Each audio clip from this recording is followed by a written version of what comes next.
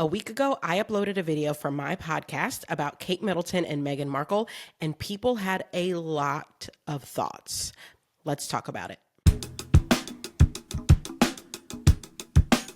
By the way, I'm KJ Miller. I am a founder, a lecturer, a content creator, and I like talking about all things business, startups, consumer products, and pop culture. If you like any of that, be sure to subscribe. Now let's get into it.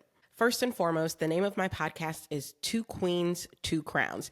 And something that I think sometimes gets lost when people just sort of stumble on the videos on YouTube without knowing that much about the show is what the goal of the show is. So I want to clear that up first. The goal of the show is to take a narrative about two women who have historically been pitted against one another in the media, by the press, by their fans, by the public, and make the case for why they actually are helping and or supporting one another, whether they're doing it consciously or not.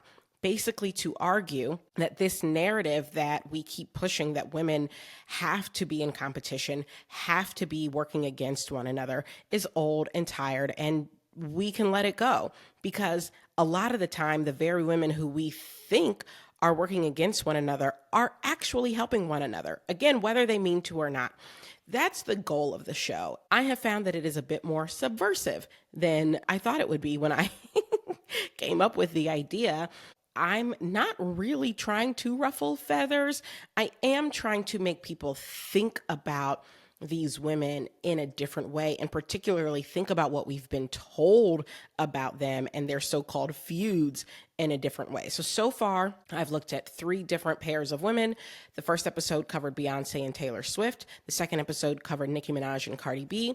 The third episode covered Kate Middleton and Meghan Markle.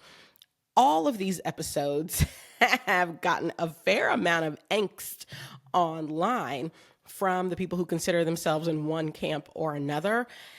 And I don't know, I guess that's to be expected. And maybe some of the things that I'm saying are controversial, or in the case of the Kate Middleton episode, a lot of people who support or I guess are fans of Kate Middleton felt like I didn't do enough or say enough or research enough about her specifically. And I can take that feedback. You know, I'm not a historian. I am relying on the articles that I'm finding and newspaper clippings that I'm finding to paint a picture. But ultimately, I do have a goal. And that goal is to get to a place where I can say, here's how these women are actually helping one another. In order to get to that point, I'm not going to bring in every single piece of history that has ever happened for either women. First of all, who has time?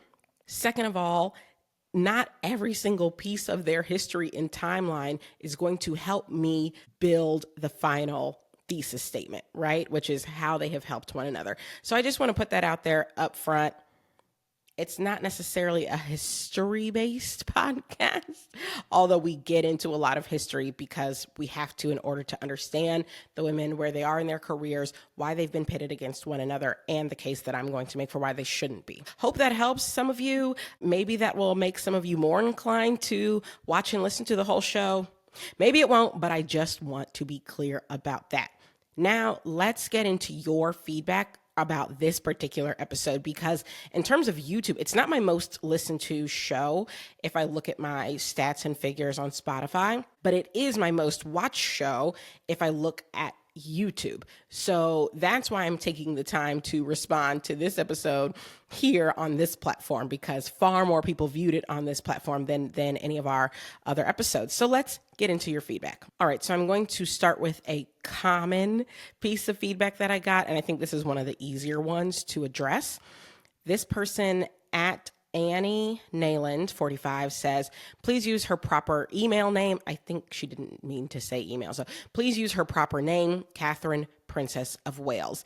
I've gotten this piece of feedback before. Other people brought it up in the comments. People have said it on prior TikToks I've made. I get it. Let me address it. I think there are 2 things really going on here. One is people wanting me to use her title. Another is people wanting me to use her full name, Catherine. I'm going to address them separately. First, the title piece. Let me just say this.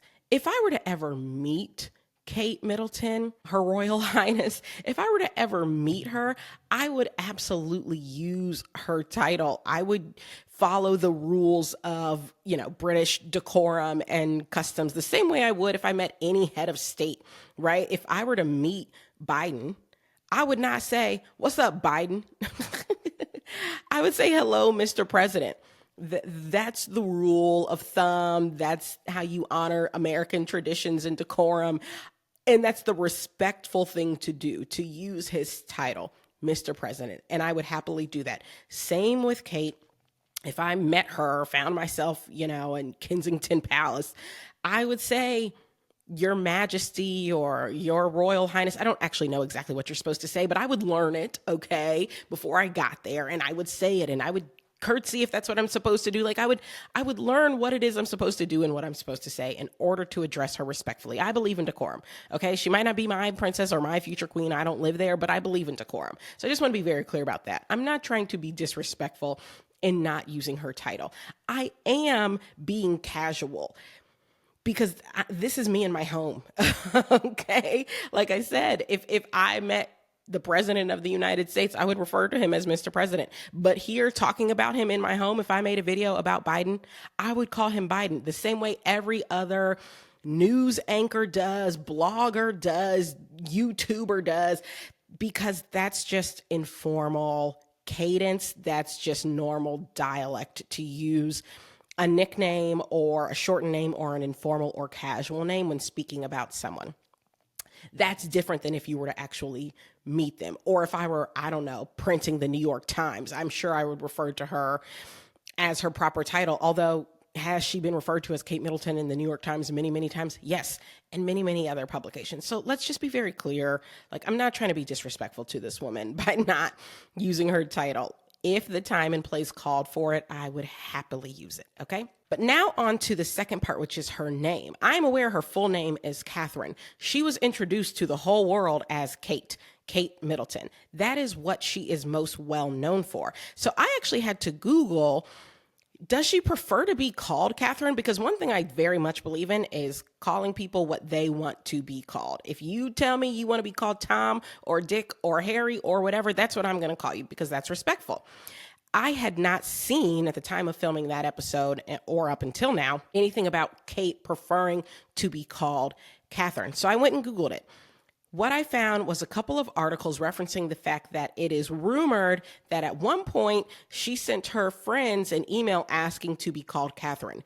Mind you, I saw this listed as a rumor. I never saw evidence of said email, and Kate never confirmed that she sent that email from what I was able to find. But there is a rumor that she at some point pre-wedding asked her friends to refer to her as Catherine. Like I said, I don't know if that's true. And I just tend to believe that as a full-fledged grown adult, she is more than capable of setting the record straight on what she wants to be called. If she doesn't want anyone to call her Kate, she could very easily come out and say, "I don't want to be called Kate. Call me Catherine." She hasn't done that, and she's been known as Kate in the public for the better part of 20 years. So I'm just going to say on this, if any of you are coming from the place that you genuinely believe that that's what she would prefer to be called, I get it, but I haven't heard that out of her mouth. And so until she makes it clear she doesn't want to be called by this name that she's been called for the last 20 years by the press and the public and everybody else, I'm not going to feel some type of way using her name, okay? Her nickname, okay? So that's what I'll say about that. I'm not in any way trying to be disrespectful. I totally get it. If those of you out there feel like you can only ever refer to her as Catherine, Princess of Wales, or Her Royal Highness, or if that suits you, I love it. You like it, I love it, okay? All right, that's the first piece of feedback. Okay, switching gears into a piece of feedback about Meghan Markle. A few of you commented about Meghan Markle's CV, basically saying that her CV states that she is white. This is a comment from Linda Chapman 5630. She says, Meghan Markle's CV clearly states ethnicity, Caucasian. Just Google it. So I did Google it, even though this feels a little bit like Obama birther rumors. I don't love it. But Linda Chapman said, just Google it. So I did. And here's what I found. Maybe Linda Chapman knows about some resume I don't know about. Okay, so this is a screen grab of the CV that came up for me when I Googled Meghan Markle CV. The first hit was from Daily Mail Online. It came up with this, and the same one was on E! News. And I see info about her height, her weight, her hair, and eye color. I don't see anything about her race. I don't see anything listed here about her being Caucasian, white, black, biracial, anything. So that's number one. But number two, what I do know is what, again, I have heard from Meghan Markle, because she is a grown woman with working lips, okay, able to produce sound. And what she has said on the record many times is that she is biracial. I have never heard her say that she is white. So I feel like y'all are really reaching and trying to downplay the racism that she experienced when that racism is well documented. So I'm not going to spend any more time on that. Linda Chapman, you do you, believe what you believe, but this is a biracial woman who has, as far as I know, always claimed to be biracial. This next piece of feedback I did want to respond to. I think an interesting point is made here. This is from Project Limitless 5898. This person says Kate's biggest strength is her Stepford's wife persona. The reason why she is loved by so many British people is because nobody really knows who she is as a person, so they can project whatever qualities they want onto her. Now, I am not calling her a Stepford wife, okay? I, to this person's point, don't think I know enough about her to call her any one thing or another thing. But I did see other commenters making kind of a similar point about the fact that we don't know that much about her because as a royal, she can't come out and say as much as Meghan and Harry can say. Like, we've heard way more from Meghan and Harry because we can, but because of Kate's position as future queen, there's just less she can say publicly. And this particular commenter is saying because she can't say as much, people love her. The reason I want to respond to that is because I feel like that is similar to the point that I made in the show, which is Kate seems much more reserved to me. Granted, part of it, I'm sure, is the fact that there's less she can say, less she can come out and say publicly because of her role. But based on what we have heard and what we have seen in the interview that I did watch that she gave when she got engaged, she just seemed more reserved. And it seems to me that that has played well in the British press and with the British public. And that Meghan's outspokenness and directness came across to a lot of people as abrasive or not in keeping with royal custom.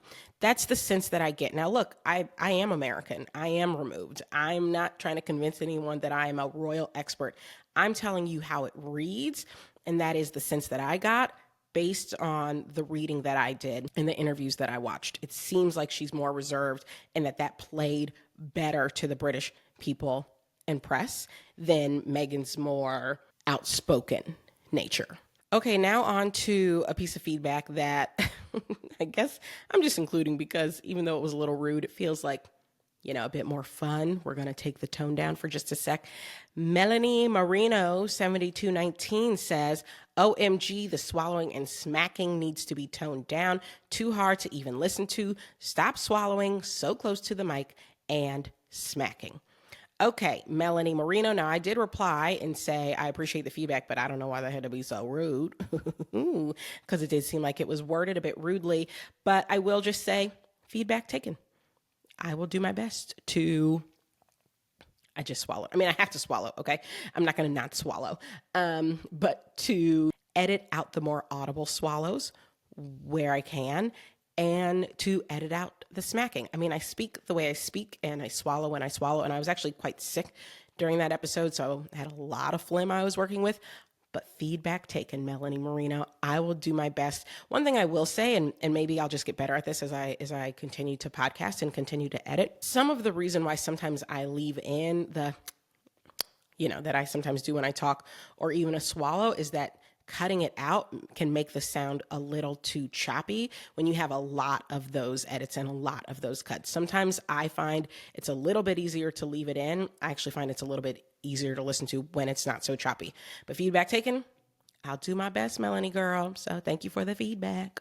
Next piece of feedback, I got this, something along these lines a few times. So KT7855 says, to find the truth, you have to be objective to both sides. But it really seems no due diligence was done to express anything from this as truth. And there is only one truth.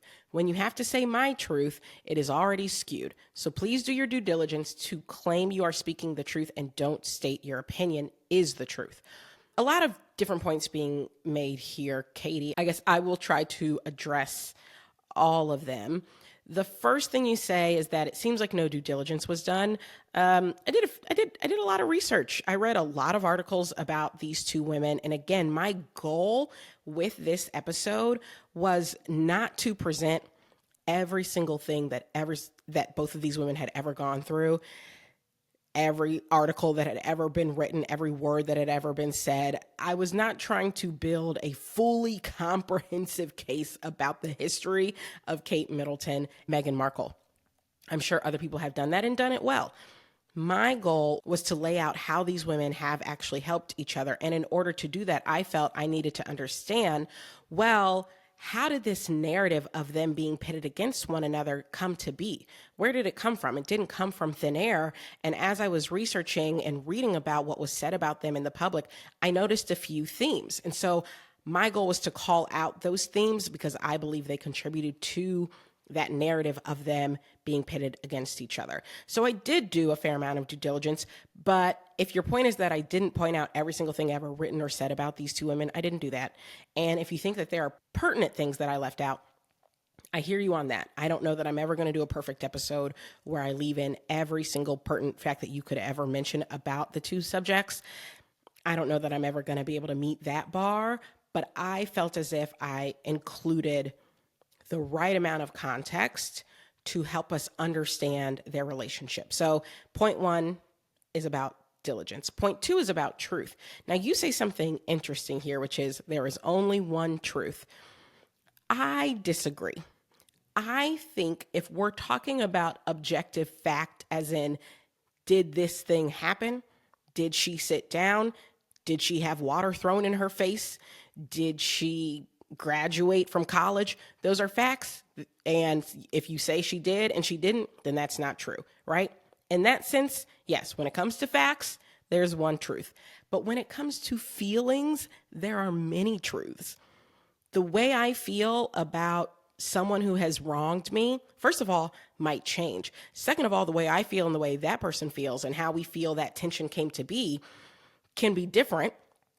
And all of that is true because it's how can you say my feelings aren't true? And so what I was trying to uncover in this episode was the truth behind the relationship, and relationships are built on feelings. And so in that, I do think there are multiple truths. It sounds like you and I are just going to disagree on that, but I just want to be clear. I wasn't trying to paint non-facts as facts or vice versa. But I was trying to paint a picture of the relationship and some of the feelings that may have been involved there. And yes, there's plenty of speculation on my part, but I think when you're dealing with feelings, there are shades of gray, shades of truth. That's just my personal opinion.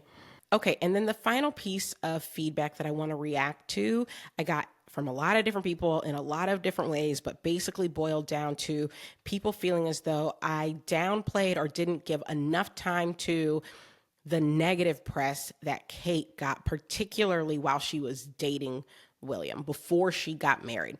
People felt like she had a lot of negative press and that we did not spend enough time or any time talking about the negative press that she got.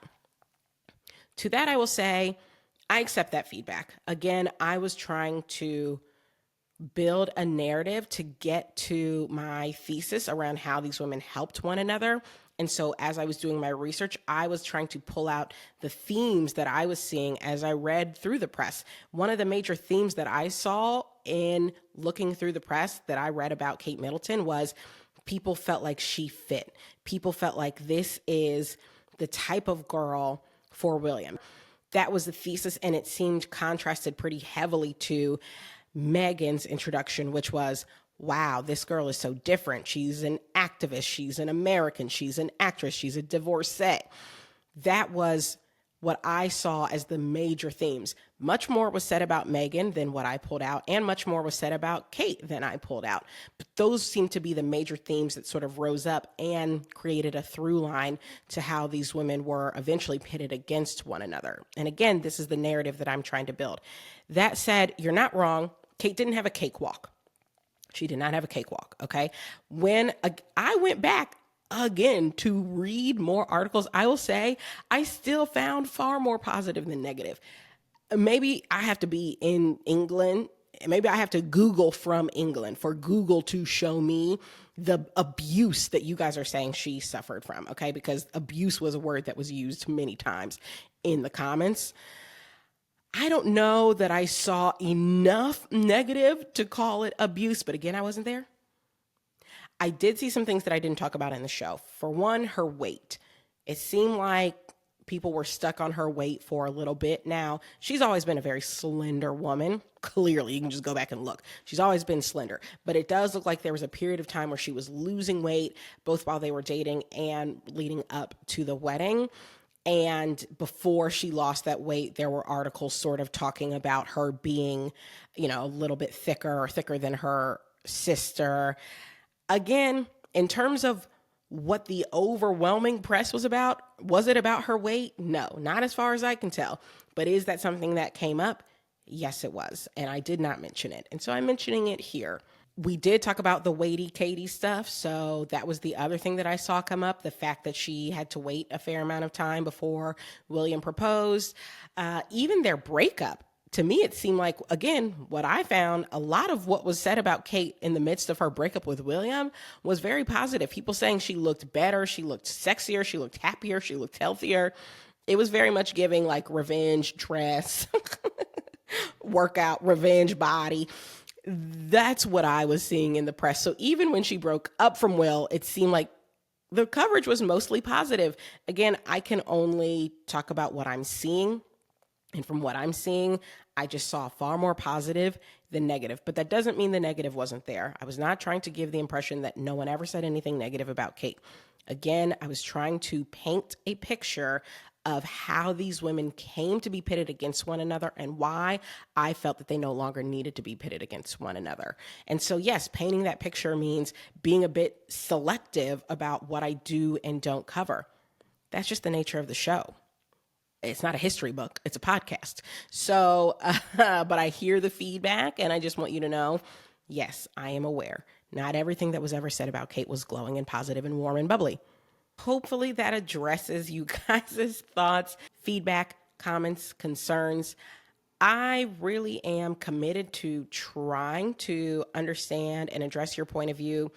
If you're coming at it in good faith, if you're coming at it just to be racist or to be a hater towards Meghan Markle or to be really negative or to be really obscene, I'm not engaging with that. I don't care about that. Go do that somewhere else, okay? But if you genuinely want to have a conversation and feel like there's something I've missed, I'm engaged. I'm replying to the comments. I think I replied to almost every comment on that episode. I'll reply to your comments here. It is a project I'm undertaking to try and dispel this narrative. Not everything's going to be perfect while we're doing it, but I think it's important to do it anyway. And if you're interested in it, I would love for you to subscribe to the podcast. You can watch it here on YouTube. You can listen on Apple or on Spotify or on Google. Lots of places to get the content. And as always, let me know what you think. I'll see you next time.